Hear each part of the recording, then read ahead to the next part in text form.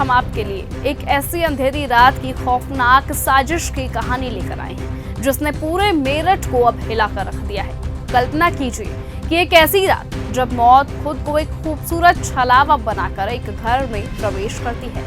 एक पत्नी जो अपने पति को मारने की साजिश रच रही थी और एक सनकी प्रेमी जो तंत्र मंत्र और अंधविश्वास के मायाजाल में बुरी तरह से फंसा हुआ था।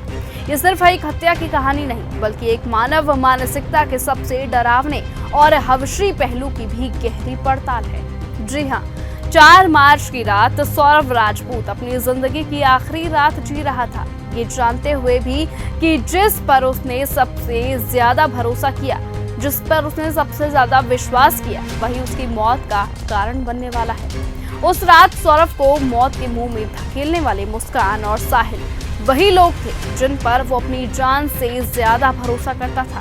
पहली बार शराब में जहर मिलाने का प्रयास नाकाम हुआ, लेकिन ये कोई सामान्य कहानी नहीं थी। मुस्कान ने कोफ्ते की सब्जी में जहर मिला दिया और सौरभ को इस खतरनाक जाल में आसानी से फंसा लिया, क्योंकि सौरभ को कोफ्ते की सब्जी काफी ज्यादा पसंद थी। जब सौरभ बेहोश हुआ तो मुस्कान ने पहला वार किया और साहिल ने उसे सफाई से मौत के घाट उतार दिया। फिर शुरू हुआ इस कत्ल का सबसे डरावना और वहशी पहलू। सौरभ की लाश को बेरहमी से काटा गया, फिर उसे ड्रम में भरकर सीमेंट से दफनाने की कोशिश की गई, लेकिन जैसे किस्मत की मर्जी कुछ और ही थी। वो इस खौफनाक साजिश का हिस्सा नहीं बनी। कत्ल के बाद मुस्कान और साहिल पूरी तरह से बेखौफ होकर हिमाचल घूमने निकल गए, जैसे कुछ हुआ ही ना हो।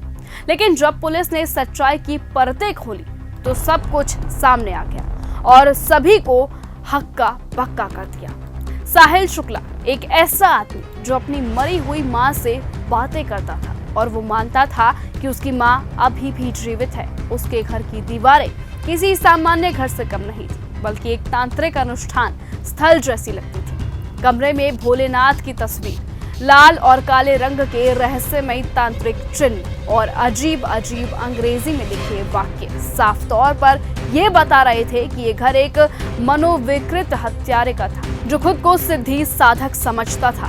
इस साजिश का सबसे चौंकाने वाला पहलू था मुस्कान की 3 फेक आईडी। जी हाँ, जिनके माध्यम से उसने साहिल को एक झूठी मां के रूप में मैसेज भेजे ताकि वो साहिल को ये विश्वास दिला सके कि मुस्कान ही उसकी असल पत्नी है। ये अंधविश्वास ही था जिसने एक मासूम की जान ली और हत्यारे को और भी अधिक वहशी बना दिया। मुस्कान ने साहिल को ये यकीन दिलाया कि सौरभ का वध वही करेगी और इस अंधविश्वास के चक्कर में वो सौरभ की हत्या का मुख्य कारण बन गई। अब जब पुलिस ने पूरी साजिश को उजागर किया तो सवाल खड़ा होता है कि क्या अंधविश्वास इंसान को इस हद तक गिरा सकता है? क्या प्यार के नाम पर कोई इतना वहशी हो सकता है कि वो अपने ही पति की हत्या कर दे? और सबसे बड़ा सवाल कि क्या ये सिर्फ एक हत्या थी या इसके पीछे कुछ और खौफनाक था?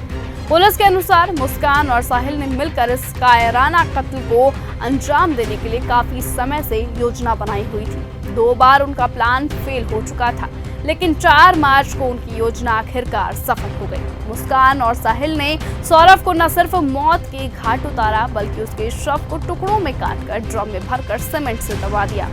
और तो और कत्ल करने के बाद दोनों बेफिक्र होकर हिमाचल की सैर करने निकल गए, जैसे कुछ उनके साथ हुआ ही ना हो या फिर उन्होंने कुछ किया ही ना हो। साहिल शुक्ला एक ऐसा आदमी था जो तंत्र मंत्र और जादू टोने टोटके में विश्वास रखता था और मुस्कान को इसी चीज का पूरा फायदा मिला। साहिल की मां कई साल पहले मर चुकी थी, लेकिन फिर भी साहिल का मानना था कि वो अब भी अपनी मां से बातें करता है।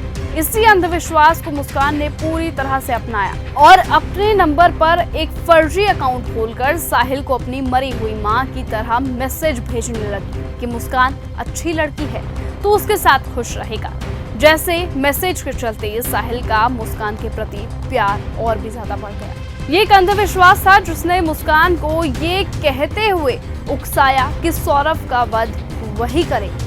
ये कहानी सिर्फ एक हत्या की नहीं बल्कि उस पागलपन और वहशीपन की है जो अंधविश्वास और प्यार के नाम पर किसी भी इंसान को जानलेवा हद तक गिरा सकती है। फिलहाल आप इस बारे में क्या सोचते हैं, कमेंट सेक्शन पर अपनी राय लिखकर जरूर बताएं। और ऐसे ही लेटेस्ट अपडेट और खबरों के लिए आप बने रहें और देखते रहे चैनल न्यूज गंगा। नमस्कार। ऐसी ही खबरों को सुनने और देखने के लिए सब्सक्राइब करना बिल्कुल मत भूलिएगा चैनल न्यूज गंगा। खबरें अच्छी लगी तो लाइक का बटन दबाना बिल्कुल मत भूलिएगा। कमेंट बॉक्स में टाइप भी कर सकते हैं और हाँ, शेयर करना भी बिल्कुल मत भूलिएगा।